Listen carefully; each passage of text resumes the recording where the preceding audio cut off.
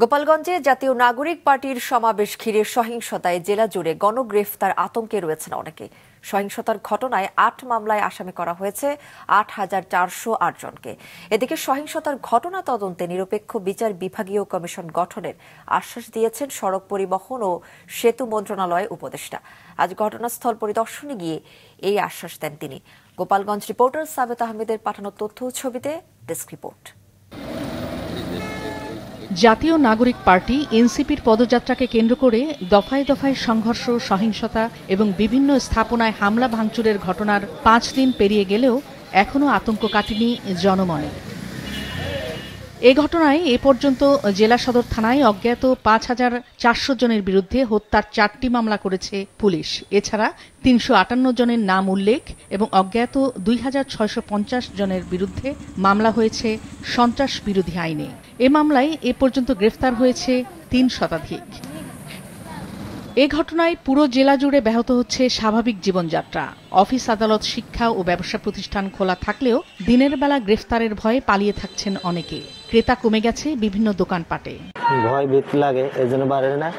এই আজকে 10টার পরে আমার এক চাচা গোপালগঞ্জ আসছে, তাকে নিয়ে আসছি।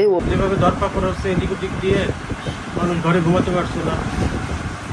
রাত্রেবেলা এর বাড়ি ওর বাড়ি এই আতঙ্কের ভিতরে আছে। রাতে ঘুমাতে পারতেছে না, আমরা ব্যবসা বাণিজ্য চালাইতে পারছি না, কাস্টমার শূন্য। এদিকে সকালে গোপালগঞ্জে হামলায় ক্ষতিগ্রস্ত বিভিন্ন স্থাপনা পরিদর্শন করেছেন সড়ক পরিবহন ও সেতু মন্ত্রণালয়ের উপদেষ্টা মোহাম্মদ ফাজুল কবির খান। তিনি সহিংসতার ঘটনা তদন্তে নিরপেক্ষ বিচার বিভাগীয় কমিশন গঠনের আশ্বাস দেন। এ সময় উপস্থিত ছিলেন পরিবেশ, বন ও জলবায়ু পরিবর্তন মন্ত্রণালয়ের উপদেষ্টা সৈয়দা রিজওয়ানা হাসান সহ জেলার সংশ্লিষ্ট প্রশাসনিক কর্মকর্তারা। সরকার সিদ্ধান্ত নিয়েছে একটা বিচার বিভাগীয় তদন্ত কমিশন, যেটা নিরপেক্ষ তদন্ত কমিশন গঠন করা হবে একজন বিচারক বা বিচারপতির নেতৃত্বে।